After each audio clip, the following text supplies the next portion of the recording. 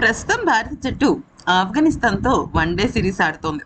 అయితే లక్నోలోని ఏకానాథ్ స్టేడియం వేదికగా జరిగిన రెండో వన్డే మ్యాచ్లో భారత క్రికెట్ అభిమానులకి సూపర్ డూపర్ వార్త ఏంటంటే మనం సిరీస్ గెలిచేసాం.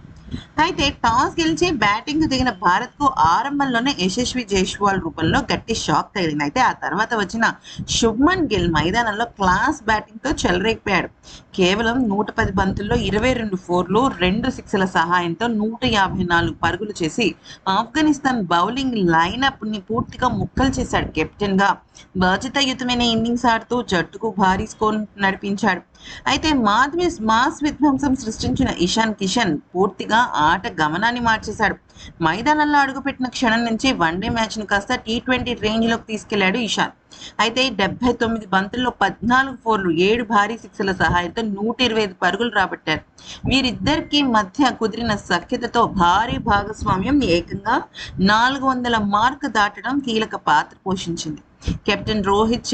మాజీ కెప్టెన్ రోహిత్ శర్మ సైతం 39 బంతుల్లో చక్కగా 48 పరుగులు చేసి తన వంతు సహాయం అందించాడు. అయితే ఇక విషయంలోకి వచ్చినట్టయితే భారత బ్యాటర్ల ఊపు చూస్తే స్కోర్ 450 దాటుతుంది అనిపించింది, కానీ లోవర్ ఆర్డర్ బ్యాటింగ్స్ అంత గొప్పగా జరగలేదు. అయితే ఇంత అద్భుతంగా ఇన్ని సిక్స్లు ఇన్ని ఫోర్లు 400కు పైగా పరుగులు అసలు భారత జట్టు ఆస్ట్రేలియాకి కూడా సాధ్యం కానీ అద్భుతమైన రికార్డ్ని అయితే సృష్టించిందనే చెప్పుకోవాలి. అయితే ఇంకా ఈ అద్భుతం కనుక చూసినట్టయితే వన్డే క్రికెట్ హిస్టరీలోనే టీమిండియా ఒక అరుదైన రికార్డు నమోదు చేసింది. ఏకంగా 8 సార్లు 400కు పైగా స్కోర్లు నమోదు చేసి సత్తా చాటింది. ఈ లిస్టులో సౌత్ ఆఫ్రికాతో కలిసి అగ్రస్థానంలో నిలిచింది. ఇంగ్లాండ్ 7 సార్లు, ఆస్ట్రేలియా కేవలం 3 సార్లే 400కు పైగా పరుగులు చేశారనమాట. ఈ వీడియో కనుక నచ్చితే లైక్ చేసి సబ్స్క్రైబ్ చేసుకోండి.